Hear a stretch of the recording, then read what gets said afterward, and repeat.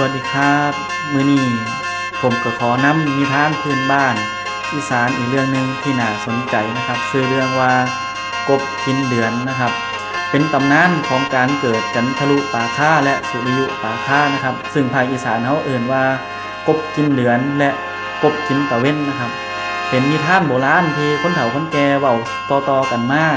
สอนเด็กน้อยกันมาซึ่งผมคิดว่าในปัจจุบันนี้คงสิบ่ค่อยได้ยินได้ฟังกันแล้วนะครับเรื่องราวสิเป็นมาจังไดเดี๋ยวกับผมสิเล่าสู่ฟังนะครับตำนานมีอยู่ว่ามีครอบครัวหนึ่งฐานะยากจนอาชีพเฮ็ดไร่เฮ็ดนา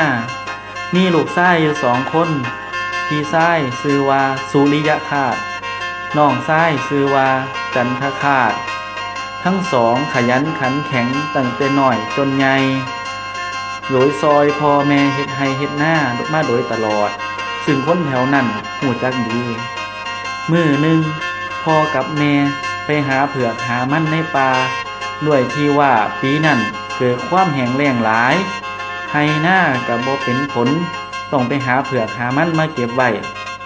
เพื่อสิเป็นอาหารเลี้ยงประทังชีวิตของคนทั้งครอบครัวแต่ว่าลูกชายทั้งสองด้วยที่ความหิวก็เลยลักเผือกลักมันที่พ่อแม่เก็บไว้กินจนหมดพ่อกับแม่หูก็ได้โกรธแค้นลูกชายทั้งสองเป็นอย่างยิ่งจึงได้ไล่ลูกชายทั้งสองออกจากบ้านหลังจากที่สองพี่น้องถูกไล่ออกจากบ้านก็พากันหนีเข้าป่าระหว่างทางเทวดาผู้เป็นเทพของพระอาทิตย์และพระจันทร์เห็นว่าคนทั้งสองเป็นคนดีมักซอยเหลือคนอื่นก็เลยปลอมโตเป็นงูเห่าและจอนฟ้อนหรือว่าพังพร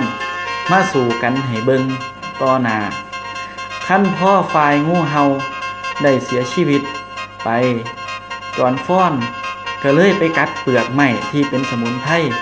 มาพ่นใส่ร่างของงูเห่าจนฟื้นขึ้นมาได้สองพี่น้องเดี๋ยวเห็นก็พากันตกตะลึงอัศจรรย์ใจเป็นอย่างมากเลยไปเก็บสมุนไพรมาห่อใส่งามไว้แล้วก็พกติดโตในการเดินทางไปโดยตลอดระหว่างทางเห็นกาไปกินลูกไส้แล้วตกลงมาตายจึงเอายาสมุนไพรที่เจ้าของห่อมาไปเป่าใส่กากับฟื้นขึ้นมากาจึงขอเป็นทาสรับใช้ของสองพี่น้องและเดินทางไปน้ำกันไปเรื่อยๆไปพ่อปลาดุกไปพ่อไก่พ่อสร้างพ่อแล่นและสรรพสัตว์ต่างๆรวมแม่กระทั่งกบที่ตายไปแล้วก็เลยเอายาสมุนไพรมาเป่าใส่จนสรรพสัตว์เหล่านั้นฟื้นขึ้นมาและย่อมเป็นทาสรับใช้และเมื่อของสองพี่น้องเดินทางไปเรื่อยๆไปพ่อหมู่บ้านหนึ่งสุริยคาตเมื่อได้อยู่ในหมู่บ้านนั้นแล้วก็พบรักกับสาวชาวบ้านและได้แต่งงานกันมีครอบครัวกับสาวชาวบ้านแห่งนั้นส่วนฝ่ายจันทคาตก็เดินทางไปคนเดียวเรื่อยๆไปฮอดเมืองเพ่งจานในช่วงนั้นลูกสาวเจ้าพญาตายจึงประกาศว่าหากผู้ใดรักษาลูกสาวฟื้นขึ้นมาได้สิให้แต่งงานนำและยกเมืองให้ปกครองจันทคาตได้ยินดังนั้นจึงรีบไปรักษาลูกสาวเจ้าพญาให้ฟื้นขึ้นมาพอฟื้นแล้วเจ้าพญาเห็นว่าจันทคาตเป็นแค่หนุ่มชาวบ้านบ่สมศักดิ์ศรีเจ้าของจึงออกอุบายว่าหากจันทคาตปีนขึ้นปราสาทเสาเดียวได้สิยกให้ตามสัญญาจันทคาตจึงเอาใบตองกล้วยมาห่อกับโตแล้วก็มาห่อกับโตแล่นแล้วก็หลังแล่นปีนขึ้นปราสาทเสาเดียวได้จึงได้ครองเมืองและแต่งงานกับลูกสาวเจ้าพญาเป็นต้นมาเมื่อเจ้าพญาเห็นดังนั้นก็คิดว่าจันทคาตบ่แม่นคนธรรมดาจึงให้ครองเมืองและแต่งงานกับลูกสาวเจ้าของและปกครองเมืองตั้งแต่นั้นมาต่อมาสองพี่น้องคิดฮอดพ่อแม่ที่พากันจากมาโดนจึงพากันกลับไปยามบ้านโดยสั่งธิดาเจ้าเมืองว่า ห้ามนำยาสมุนไพรออกมาพึงในคืนเดือนเพ็ญเพราะว่าสิเฮ็ดให้พระอาทิตย์และพระจันทร์ลงมาเอายาสมุนไพรคืนสองพี่น้องจึงพากันเดินทางโดยเรือสำเภาพร้อมนำเอาทองคำใส่กระบอกไม้ไผ่ไปฝากพ่อกับแม่พ่อหอดบ้านพ่อกับแม่เห็นกระบอกไม้ไผ่ที่ลูกไส้เอามาฝากก็เลยโยนถิ่มไปข้างคลองแล้วก็บอกว่าเอามาฝากเฮ็ดหยังไม้ไผ่อยู่บ้านเฮาคือสิอึดสิอยากพ่อพี่น้องทั้งสองเห็นพ่อแม่เฮ็ดแบบนั้นก็พากันเสียใจหลายจึงพากันเดินทางกลับในทันทีฝ่ายธิดา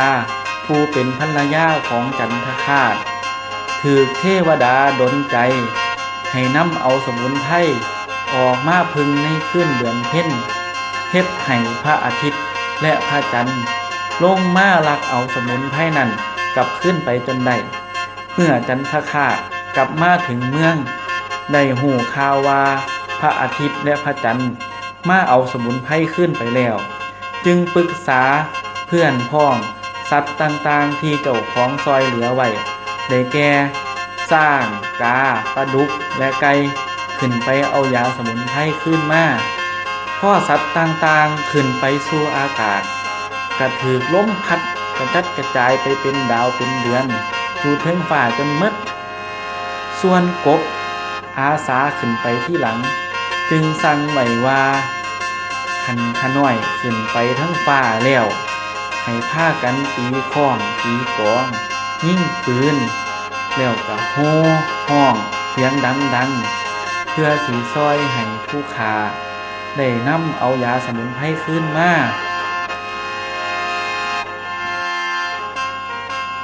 หลังจากนั้นเป็นต้นมากบกระบ่เคยได้ยาสมุนไพรขึ้นมาจากพระจันทร์และพระอาทิตย์อีกเลยเนื่องจากเหตุการณ์ดังนี้เฮ็ดให้คนในยุคปัจจุบันพ่อเห็นกบกินเดือนกบกินตะเว้นหรือว่าสุริยุปาค่าจันทรูปาค่ากระพากันตีกลองตีข้องยิงปืนเพื่อที่สีไล่ล้มซอยกบให้กินเดือนให้ได้ครับสำหรับเรื่องเล่าตำนานนิทานพื้นบ้านอีสานเรื่องกบกินเดือนที่ผู้เฒ่าผู้แก่เพิ่นได้แต่งไว้ก็มีเรื่องเล่าที่น่าสนใจและสนุกสนานหวังว่าผู้ฟังทั้งหลายคงสิได้สืบทอดเจตนารมณ์ของคนเฒ่าคนแก่แล้วรักษามรดกอันนี้ไว้ขอบคุณครับ